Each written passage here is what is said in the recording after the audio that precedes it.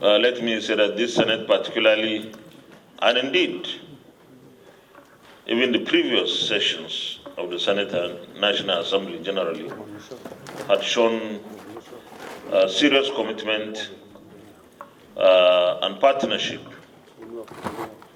with the executive arm of government. And as far as I can remember, there has never been an administration in this country, as far as I can remember, and especially since the Fourth Republic started in 1999, there has never been an administration that invested so much resources in the security of this country like this present administration.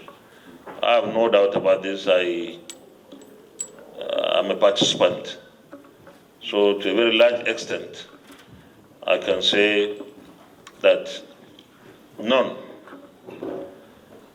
We believe that as a National Assembly, we have always met the executive, this executive, at the right position, at the right time, most especially when it concerns investments in the security of life and property in Nigeria.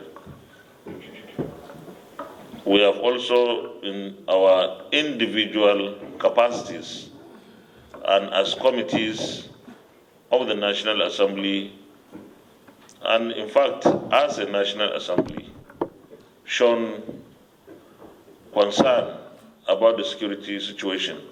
And the security situation of any country can never be 100% satisfactory. But of course, there is a level at which no country can be comfortable with insecurity. Ours has lingered, definitely.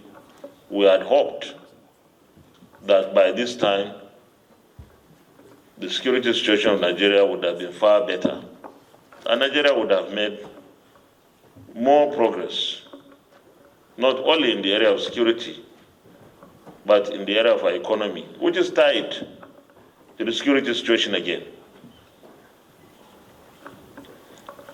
I believe that our security agencies and armed forces have been doing their best, but apparently we have to do more to achieve what we desire to achieve. There are, of course, several arguments whether the resources available to our armed forces and other security agencies are enough or not. Definitely not enough. I don't know of any country where there's enough, really. But even within the scarcity that we have, this administration and this Senate and National Assembly has always prioritized the security of our country. So this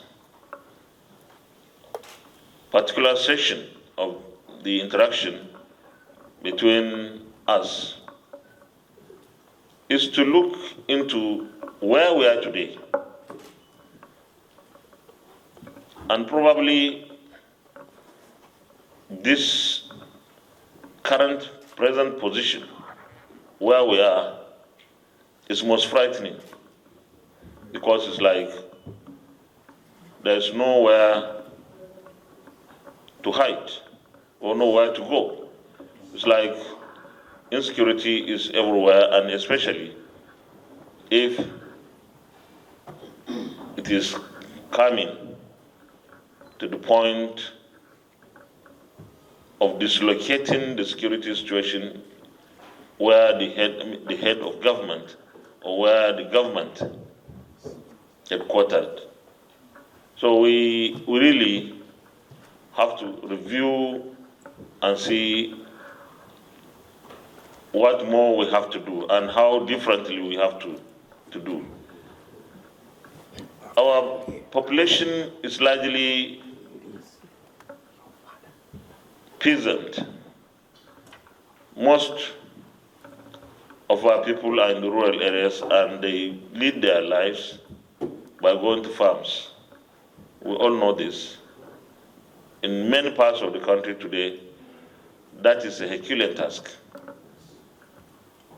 Bandits have taken over, but it is our desire, and in fact my belief, that we can do better to secure the rural areas, the so-called ungoverned space, at least for our population who go to farms to make their living, where our agricultural productivity is drastically going down. That would complicate the security situation, because the most ordinary, everyday Nigerian cares more about what he or she or what the family will eat. And of course, other things are secondary. And where this is not possible at all, that means life is on an edge.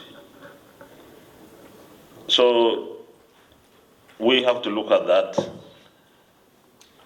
We have problem with our economy to some extent because of security. No foreign direct investments, or not as much as we would ordinarily attract to our country. The level of oil theft is of industrial scale today. And many of the oil companies, especially the oil majors, the international oil companies, don't feel this environment is secured enough for them to continue with their businesses. And our oil will be useless if there are no exploration for us to export and earn revenues for the development of our country.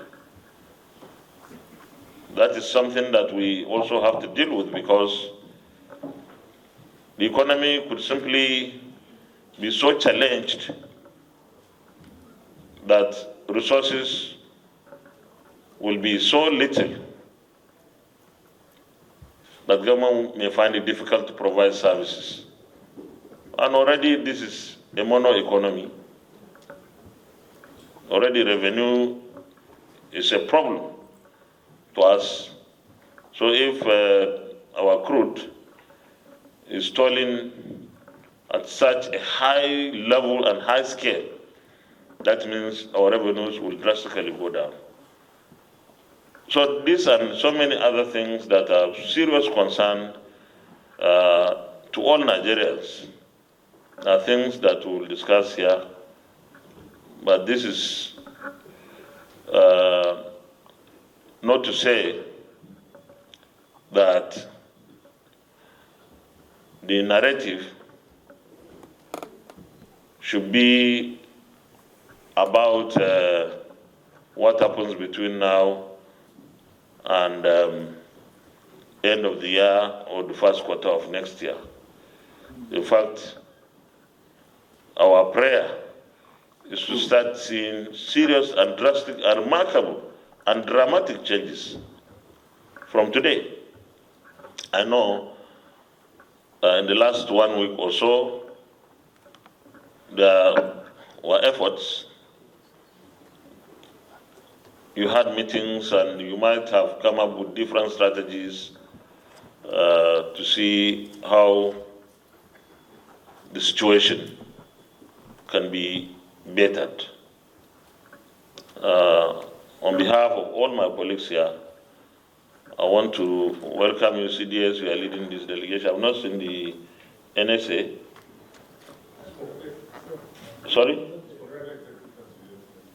Oh, okay. You said fake. Okay. So you are representing? Okay. We hope that our discussion will give us the opportunity to consider other things or other areas or ideas that we didn't have before. But I want to assure you, anything and everything you tell us, Please be confident that we are talking to partners who will hold whatever is said, especially those of sensitive nature. We keep them sacred. We are not going to divulge. That's why we have to have closed session where issues of operational nature and you think very classified, you may even maybe look for a smaller district if you think so. We'll have to weed our colleagues from the media and all non-essential staff. But let me invite, so in terms of the NSA, who will talk? The CDS. CDS, you are all welcome to this meeting, and may God protect our country and our people. Thank you very much. You are welcome, please. You are on the floor.